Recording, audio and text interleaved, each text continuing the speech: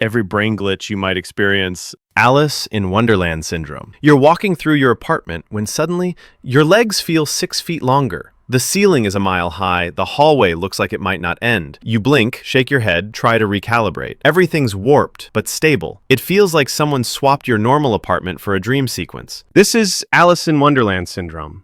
And no, it's not a metaphor. It's a legit neurological condition where your brain's spatial perception goes full Lewis Carroll. Objects shrink, distances stretch, your own limbs might feel like they belong to someone else or to a video game avatar running with maxed out field of view. It's not a hallucination. Everything is where it is. But your brain's internal measuring tape? Absolutely borked. Usually tied to migraine, seizures, or sometimes just weird sleep cycles, it's like reality turns elastic for a few terrifying, fascinating minutes. You're fully aware, but it doesn't make it feel any less glitchy. You just have to wait for the system to reboot. Lexical gustatory synesthesia. Someone says the word calendar, you instantly taste scrambled eggs. They say Wednesday. Boom. Coconut. Your brain's playing a flavor-based word game, and you're not in control. This isn't some quirky association game. This is lexical gustatory synesthesia, where your brain crosswires language with flavor. You don't imagine the taste, you actually experience it. The words trigger involuntary taste sensations. For some people, names are spicy, numbers are sour, abstract nouns taste like burnt toast. The condition is ultra-rare but very real. It can be delightful, distracting, or just completely chaotic. And while it might sound like a novelty, imagine trying to have a serious meeting while randomly tasting anchovies, paper clips, or mango yogurt every time someone talks. It's not flavor you can escape. It's baked into your vocabulary. Visual snow. You wake up, open your eyes, and everything looks fuzzy. Not blurry, not out of focus, just covered in static. Like the world has a layer of television snow on it. No matter where you look, the grainy film follows. Welcome to visual snow syndrome, where your brain overlays a constant layer of visual noise over your perception of reality. Like your retina is broadcasting on the wrong channel.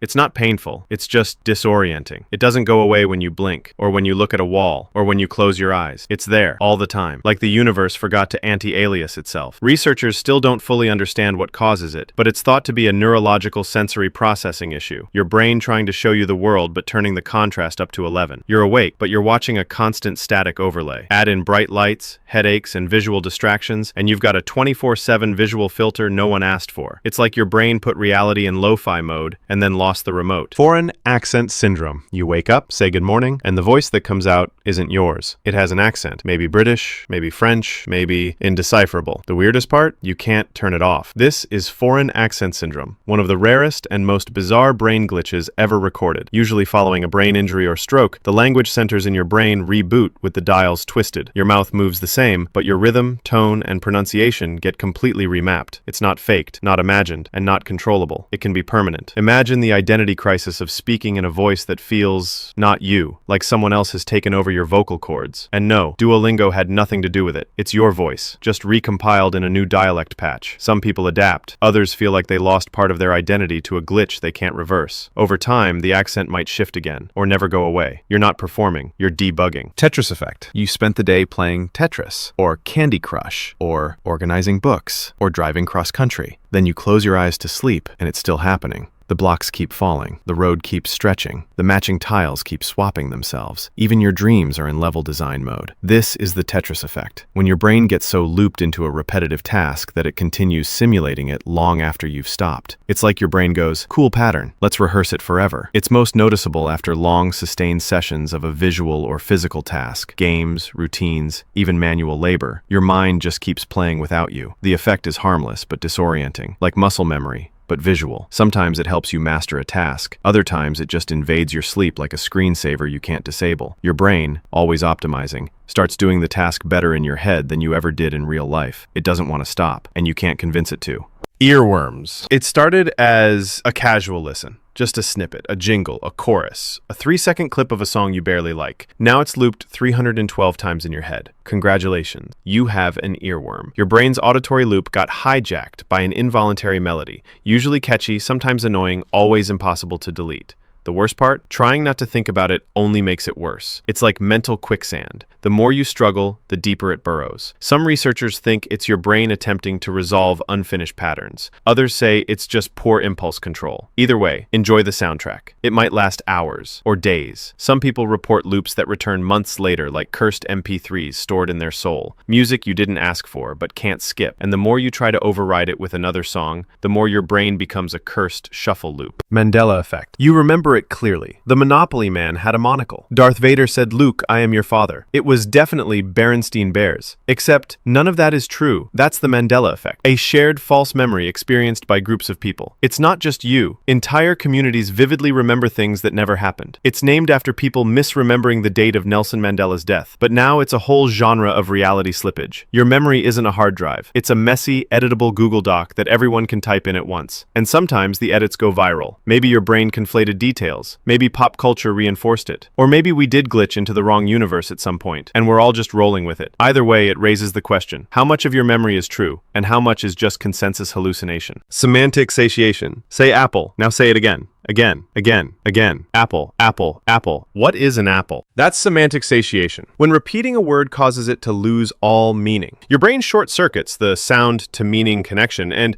you're left with a pile of alien phonemes. It's like language is a video file and you kept scrubbing back and forth until it glitched. The word melts. Not literally, but psychologically. It's the audio version of staring at a painting until it turns into blobs. Language has to feel automatic. When you interrupt that rhythm with repetition, the brain just tosses the whole concept out the window. Congrats! You broke a word. You can fix it, but it takes time. Let your brain recompile its language drivers. Until then, apples are just noise. The fictive loop. You finish a book and mourn a character like they were your childhood dog. You get genuinely angry at a villain who never existed. You cry about a dragon who died in a CGI explosion. This is the fictive loop. When fictional experiences trigger real, lasting emotions. Your brain doesn't care whether it was a movie, a novel, or a fever dream. If it felt real, it gets logged like it was real. Neurologically, emotions don't distinguish between fact and fiction. You're literally grieving someone who never lived. And that heartbreak, 100% real. Stories are simulations for emotion. They train us for situations we may never experience. And that includes pain,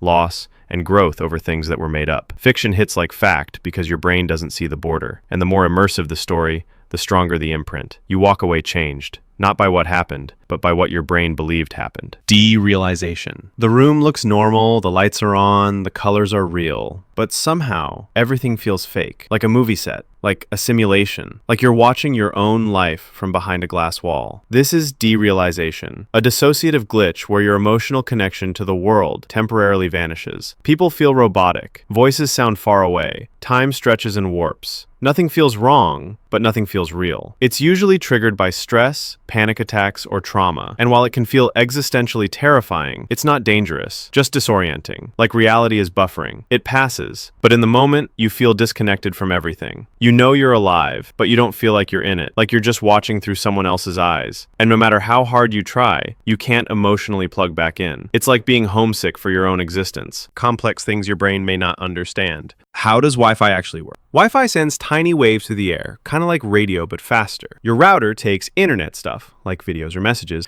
turns it into ones and zeros, and blasts it out using these waves. Your phone catches those waves, reads the ones and zeros, and turns them into cat videos. Magic? Kind of. Your phone doesn't just listen, it talks back, like, play the next video. Open that app. It sends its own waves back to the router. So it's like a super fast conversation, happening billions of times per second. You may be wondering how your phone and the router don't get confused with all the other phones and routers. I'll explain. Simple. Channels. Your Wi-Fi picks a lane, and theirs picks a different one. Newer Wi-Fi is even smarter. It focuses signals straight at your phone, like a laser. Pew pew! Can people steal your Wi-Fi? Not really, because it's locked with a secret code. Only your phone and router know the password, so anyone else just hears scrambled noise. And that's Wi-Fi. Invisible waves that carry memes, videos, and your search history through the air. Now you know. How do credit cards work? Credit cards are weird. You just swipe a piece of plastic and boom, you just bought a $7 iced coffee using money you don't have. How is that possible? Well, a credit card is basically saying,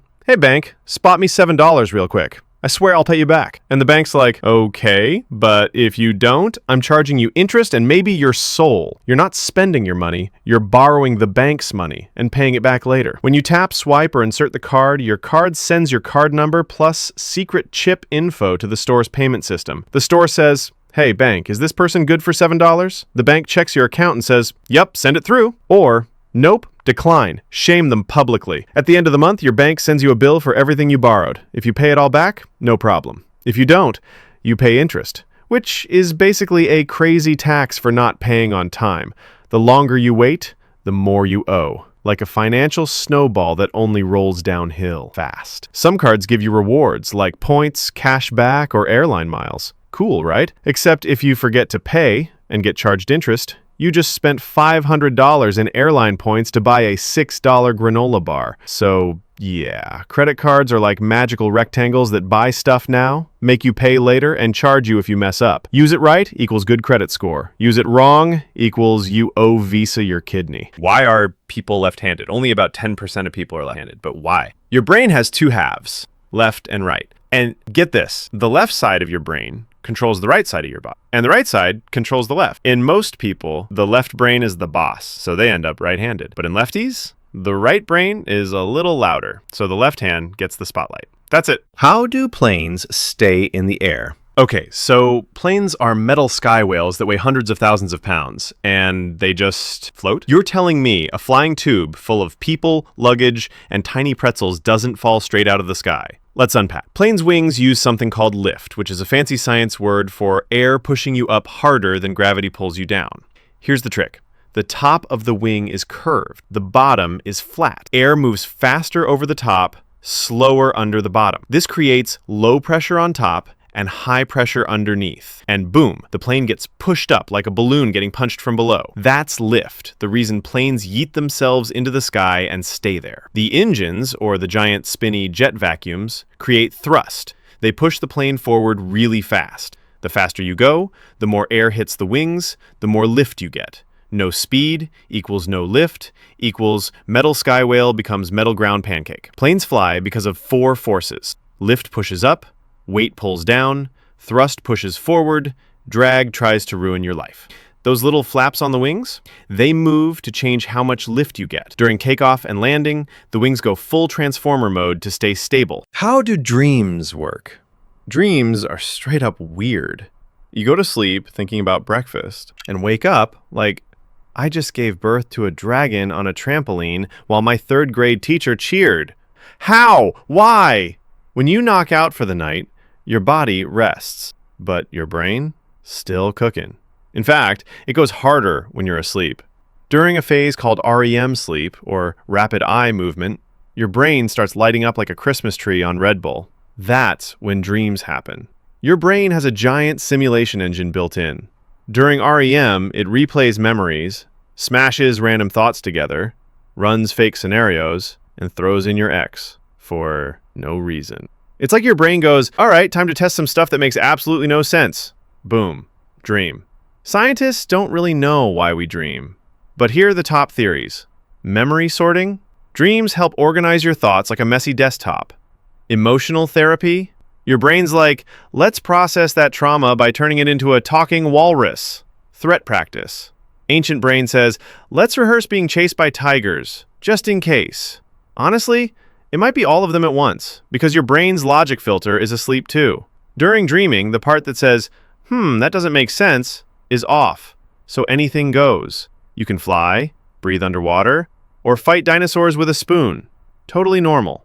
Dreams are your brain's way of processing, simulating, and playing out life. What even is a black hole? Black holes are the final boss of space. Like, imagine something so heavy, so dense, so extra that not even light can escape it. You shine a flashlight at a black hole, too bad. That light is gone, yeeted into the abyss, deleted from reality. Take a giant star. Now let it live its life, burn through its fuel, and get old and cranky. Eventually, the star goes supernova explosion, and the middle part collapses. But it doesn't just collapse, it implodes into itself like a cosmic sinkhole until it's infinitely small. This creates a black hole, a spot in space with so much gravity that it just eats everything. Black holes don't suck stuff in. They pull stuff in with pure gravity. Like Earth's gravity keeps the moon in orbit, a black hole's gravity is like, hey moon, come here, forever. Even light, which is the fastest thing in the universe, can't outrun it. That's why they're black, because light literally can't bounce back out. At the center is the singularity, a point that's infinitely dense and where physics just gives up. Time, broken. Space, bent, like spaghetti. Your understanding of reality, gone. Surrounding it is the event horizon, the point of no return. Once you cross it, game over. No signal, no comeback, just silence. Black holes are space vacuum cleaners that broke the laws of physics. How do microwaves actually cook food? Microwaves don't heat food like a fire or oven. Instead, they shoot invisible waves, called, wait for it, microwaves, into your food. These are electromagnetic waves, just like light and X-ray, but chunkier. They specifically target one thing, water. Why? Because water molecules are tiny, weird little dumbbells with a positive side and a negative side, like emotional people. When microwaves hit them, they start vibrating like they just heard a Taylor Swift breakup song, millions of times per second. That movement creates friction, and friction makes heat. Stuff with more water, like soup, heats fast. Stuff with no water, like dry bread, gets weird. Ever microwaved pizza crust? It turns into a tire. That's why. Also, microwaves don't go very deep, only about an inch or two. So that frozen lasagna, yeah, the outside's boiling, but the inside's still an ice cube. You may be wondering, Why does the plate spin? Because microwaves bounce around unevenly inside the box. If it didn't spin, half your food would be magma, the other half would still be in hibernation. So that little turntable, it's the real MVP, keeping your food from becoming a crime against God. So yeah, your microwave cooks food by violently shaking water molecules with invisible waves. How does YouTube know what you want to watch? YouTube is scary. You watch one video about raccoons, and suddenly your homepage is like, here's 87 more raccoons. Also, raccoons driving cars. Also, raccoons in space. How does it know? Every time you click, tap, pause, rewind, or cry during a video, YouTube takes notes. What you watched, how long you watched it, what you clicked before and after, whether you liked, commented, or just dipped halfway through. It's not a website. It's a stalker with a clipboard. YouTube's goal? Get you to click and stay. If you click but don't watch for long, no bueno. If you watch forever but didn't click, also meh. But if you click and binge, like it's Netflix in 2013, the algorithm's like, send this person more. Feed them. Your homepage is built by a supercomputer on energy drinks that mixes what you like, what people like you like, what's trending, what you watched 3 years ago at 2 a.m. during a crisis. And yes, it remembers everything. Even that video you regret watching. You know the one. YouTube also compares your habits to millions of other people. If 800,000 people who watched How to Tie a Tie also clicked on How to Adult, YouTube's like, welp, must be related. Recommends it to you instantly. It doesn't know why you want it. It just knows you do. YouTube suggests videos using a brain-melting algorithm, all to keep you watching forever. YouTube doesn't care what you watch. It just wants you to not stop. Every manipulation technique your brain unconsciously falls for. Gaslighting. Everyone's heard of gaslighting, but not everyone knows what it is and how they are being affected by it. Let me explain. Gaslighting is when someone messes with your sense of reality. It doesn't always look dramatic. Sometimes it's quiet, subtle. Like someone just gently rewriting the story over and over until you start to wonder if you're the problem. You remember something clearly, and they tell you it never happened. You try to explain how something made you feel, and they say you're being too sensitive, doing it not to disagree, but to make you question what's real. And over time, you start to believe them more than you believe yourself. That's what makes gaslighting so powerful.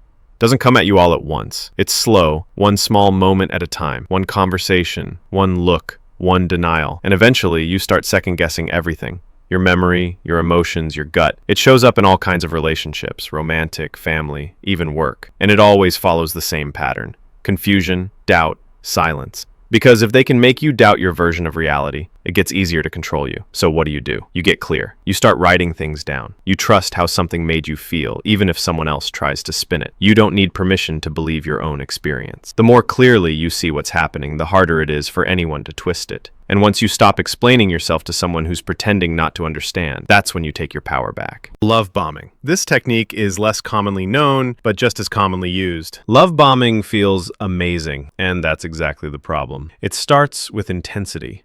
Not affection, not care, intensity. You're suddenly the center of someone's world. They're obsessed with you. They say you're perfect. They talk about forever on the second date. There's constant texting, late-night calls, huge compliments, sudden gifts, and it all moves so fast you barely have time to breathe. It doesn't feel like getting to know someone. It feels like getting swept away. And for a moment, it's hard to see anything wrong with it, because who doesn't want to be adored?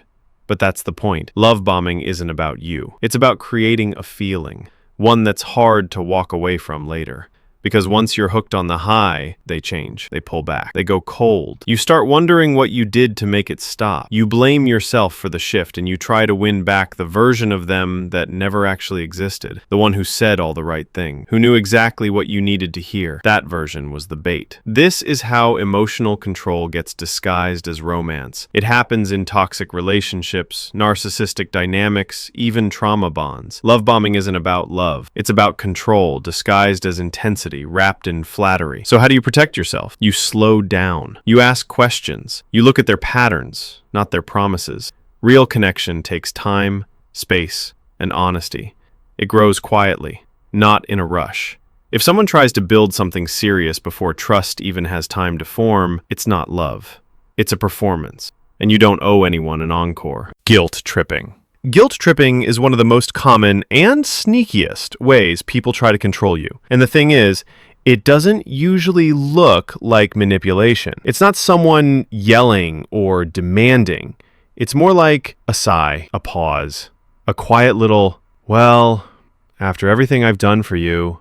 They don't come right out and say it, but suddenly you feel like you've let them down, like you should have known better, like saying no makes you selfish or cold or ungrateful. That's how guilt tripping works. It's not about what you actually did. It's about making you feel like you've failed in some invisible way. Even if you were just setting a boundary, even if you were doing what's right for you, it turns care into currency, and your kindness becomes a debt you're always trying to repay. The worst part?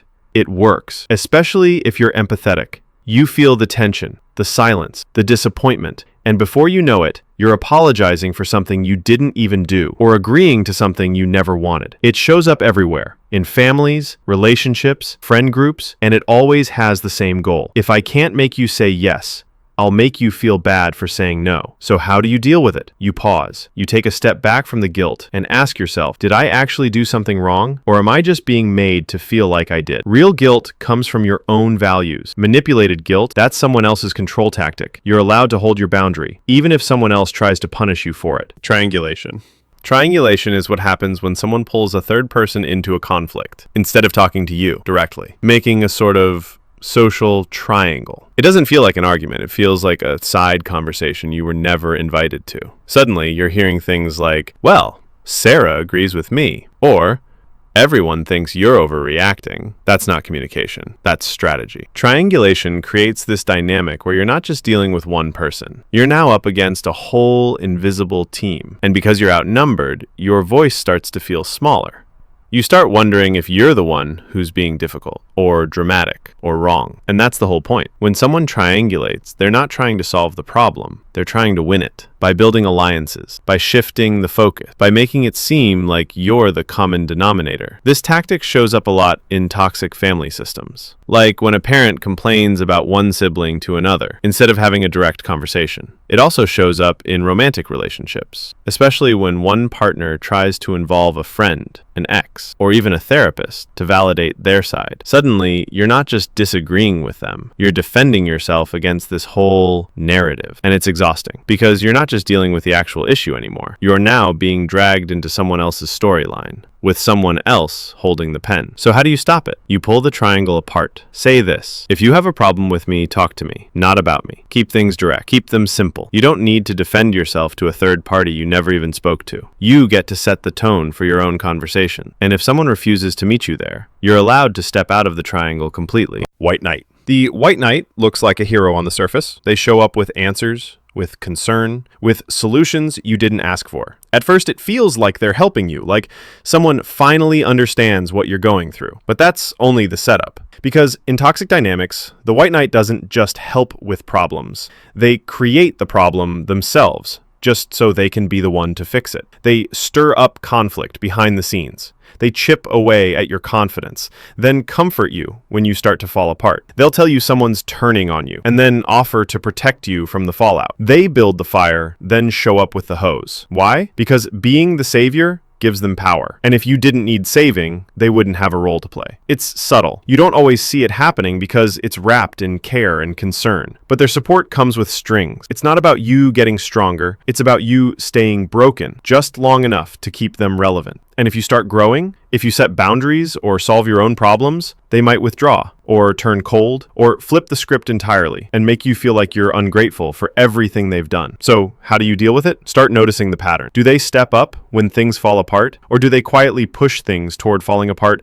just so they can step in? Real support helps you rise. A white knight needs you on your knees. So take the help if it's genuine, but don't give up your power in the process. You don't need to be rescued. You just need room to stand on your own. The silent treatment. Silence can be peaceful. It can be calming, respectful, needed. But the silent treatment, that's something different. It's not a pause. It's a punishment. It's what happens when someone uses absence to control you. They don't yell. They don't explain. They just go quiet, cold, distant, unreachable. And they stay that way until you give in. The silent treatment isn't about space. It's about power. You'll find yourself replaying everything you said, wondering what you did wrong. You'll feel pressure to fix it, even though you're not sure what it is. And that uncertainty, that's what makes it work. Because when someone refuses to communicate, you're left guessing. And eventually, you stop focusing on your own needs and start focusing entirely on how to get them to engage again. You apologize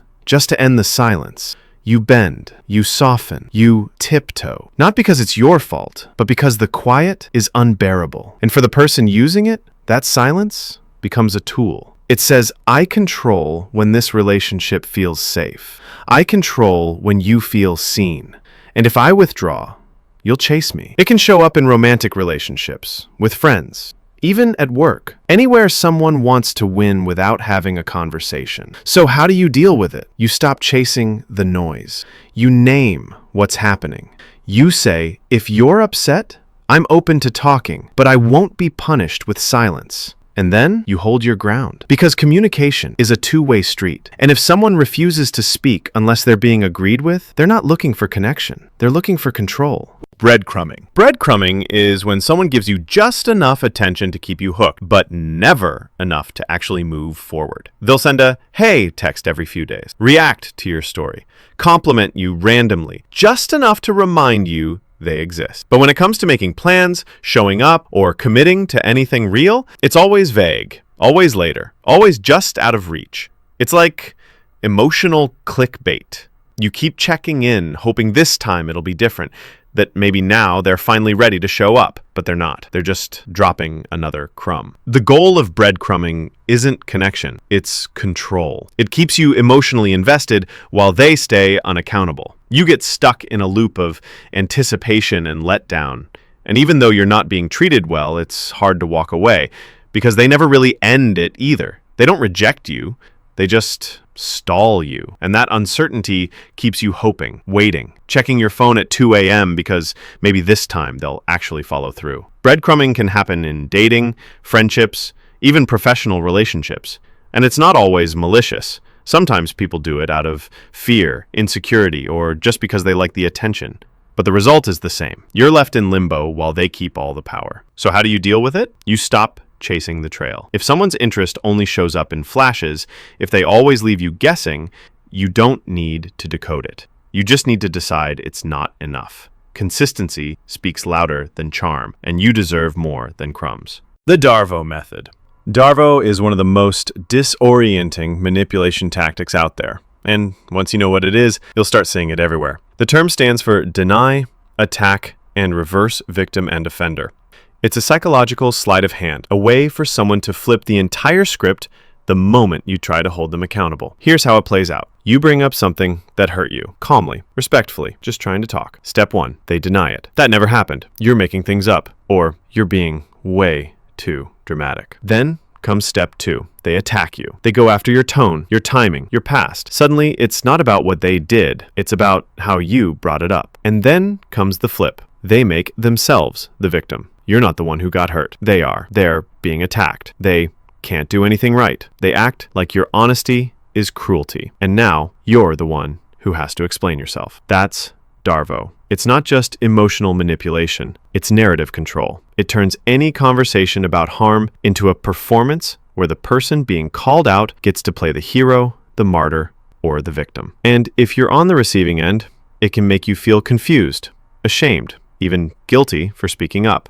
You start wondering if you were too harsh, if maybe you did come off wrong. You start defending your tone instead of your truth. So, how do you deal with it? First, don't take the bait. If the conversation suddenly becomes all about their pain, their suffering, their offense, pause. Return to your point. Stick to the facts. Say, I'm willing to talk about this, but not if the original issue keeps getting buried. Darvo works when it causes confusion. It fails when you stay clear. Because accountability isn't an attack, and truth isn't cruelty. Every mind trap that gets you. Let's get right into it. The sunk cost fallacy. You went to law school, 3 years, 6 figures of debt. You passed the bar, landed a decent firm, and you hate every second of it. The work is soul grinding. The culture is toxic. You dread Mondays like they're a funeral. But every time you think of leaving, the same thought traps you. I worked too hard to give this up. That's the sunk cost fallacy. You're confusing effort with obligation. Because you paid a steep price to be here, you assume the only way to honor that cost is to stay. But the cost is already paid. Staying miserable doesn't get you a refund. It just adds interest. This fallacy turns high achievers into high-functioning prisoners. You think quitting would make it all a waste. But what's actually wasteful? Sacrificing your future to justify a decision you made 5 years ago with a totally different version of yourself. You're not walking away from value. You're walking toward alignment, toward sanity, toward a life that fits the current version of you. And no, you're not throwing it away. You're using what you learned to stop sinking deeper. Confirmation bias, the echo chamber of doom. Imagine this. You believe something, anything. Let's say you think coffee is good for you, so you type "is coffee healthy" into a search engine. First result, coffee linked to lower risk of depression. Boom. You feel smart, informed, validated. Now pause. Did you search for the truth or for confirmation? Welcome to confirmation bias, your brain's favorite self-reinforcing trick. Instead of asking, what's accurate, you ask, what makes me feel right? And then you subconsciously cherry-pick data, experts, opinions, anything that agrees with you. Anything that doesn't, you downplay, ignore, or declare invalid. It's not just coffee. It's politics, religion, conspiracy theories, dietary choices, which sports team is superior. You think you're being logical, but you're actually running an emotional software script that says, never admit you might be wrong. This is how we build echo chambers. Tiny worlds made of identical thoughts bouncing off the walls. And the more you hear the same opinion repeated, the more true it feels. But repetition isn't proof. Consensus isn't accuracy. If you want clarity, do something radical. Actively seek out opposing views. Ask yourself how you'd know if you were wrong. Truth isn't comfortable. That's how you know it's real. Learned helplessness. Picture a dog in a cage. Every time it tries to escape, it gets shocked. Eventually, it just lies down. No more trying. Even if the door swings open, the dog stays put. That's learned helplessness. Now imagine you. You fail at something. Once, twice, maybe 3 times. Rejected job applications, awkward first dates, goals that flop. At some point, you stop trying. Not because you can't succeed, but because failure taught you to stop believing in the possibility. You tell yourself, I'm just not good at this. You confuse temporary pain with permanent truth. Learned helplessness doesn't mean you are powerless. It means you feel powerless. And those feelings become bars in a cage that doesn't even exist anymore. The worst part? You might not even notice you've given up. You just start living smaller. But there's a way out. It starts with testing the lock. Do the thing one more time. Apply again. Say what you meant to say. Try badly and try loud. Fail forward. Because once you realize the shocks have stopped, you stop being the dog. And you start being the person who leaves the cage and never looks back. And yes, the door was open the whole time. The gambler's fallacy. You're at the roulette table. The ball's landed on red 5 times in a row. People are buzzing. Black has to be next. They whisper like it's prophecy. You bet big. You're not even thinking. You just feel it. And then red again. That's the gambler's fallacy. It's your brain assigning memory to randomness. We think the universe keeps a scoreboard, that it's secretly balancing the scales. It isn't. Every spin is its own independent chaos. Past results don't predict future outcomes, especially in random systems. But this fallacy goes beyond casinos. You think you're due for a good relationship because your last 3 were train wrecks. You believe this job interview will go better because the last one didn't. You think life owes you symmetry. It doesn't. The universe isn't a slot machine with a guilt complex. It doesn't reward perseverance with fairness. It doesn't track your streaks. And clinging to the idea that it does, that's how you keep gambling time, energy, hope on patterns that don't exist. You're not cursed. You're not lucky. You're just misreading chaos as narrative. The odds don't care how badly you want it. The flip doesn't remember the last one, and neither should you. Negativity bias. 10 people say your idea was great. One person calls it meh. Guess which comment keeps you up at 2 a.m.? That's negativity bias. Your brain is a threat detection machine from prehistoric times where noticing danger was literally survival. Back then, ignoring one rustle in the bushes could get you eaten. Fast forward to now, and your brain's still doing it. Only now, the tigers are tweets. You're wired to give more attention, emotion, and memory to negative events. One bad review hits harder than 10 good ones. One awkward moment at the party makes you forget the fun. You remember rejection way longer than praise, and it's not your fault.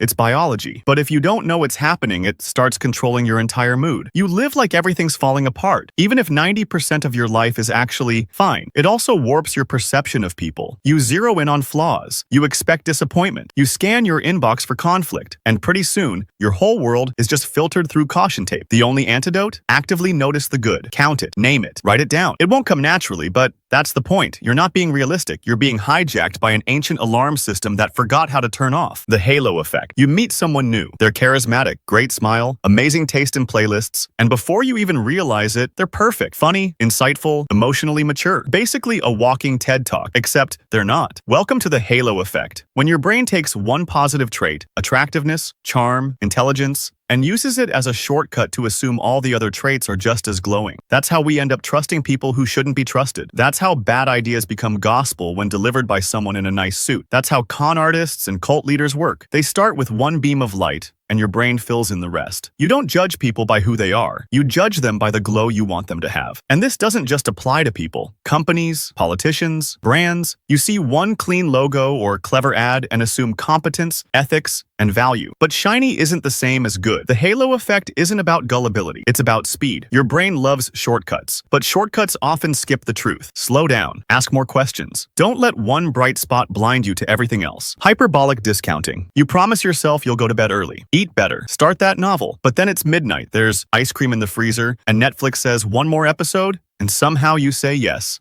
Again, that's hyperbolic discounting. Your brain's tendency to prioritize instant gratification over future rewards, even when the future reward is clearly better. In theory, $120 next month is better than $100 today. But your brain sees now as real and later as foggy. Future you is abstract. Present you is hungry and tired. So present you wins. Again and again and again. That's why we stay up too late, save too little, scroll too long, and skip the gym. Not because we're lazy, but because our brain discounts the value of long-term gains dramatically, especially when the reward isn't immediate. You think you're just bad at discipline. You're not. You're wired for short-term survival, not long-term planning. Future you might as well be a stranger. But here's the twist. You can trick the system. Make the future feel closer. Visualize rewards. Use timers. Set traps. Tie pleasure to progress. Because willpower alone won't win. You need to build a bridge from now to later. Otherwise, you'll keep trading gold for gum. And finally, number 1, cognitive dissonance. You call yourself a good person. You also just ghosted someone who trusted you. And now, somewhere between your ribcage and your pride, there's an itch you can't scratch. That's cognitive dissonance. It's the mental tension that sparks when your actions and your identity don't match. Your brain hates contradiction, so it rushes to resolve the discomfort. Not by changing your behavior, but by rewriting your story. You tell yourself, they were too clingy anyway, or I'm just bad at texting. You morph from ghoster to justified escape artist in record time. And just like that, the dissonance quiets. For now. But it's not just relationships. You believe in honesty, but you lie at work. You see yourself as rational, but you rage buy crypto because your friend did. You think you're above gossip, then you forward the screenshot. Dissonance everywhere. The truth? Everyone does this. What matters is whether you notice, whether you stop and ask, do my actions reflect who I actually want to be? Or am I just storytelling my way into comfort? You don't have to be perfect, but you do have to be awake, especially when your brain is busy rewriting the plot. If you enjoyed this video, YouTube knows you'll like this video right here, so just watch it.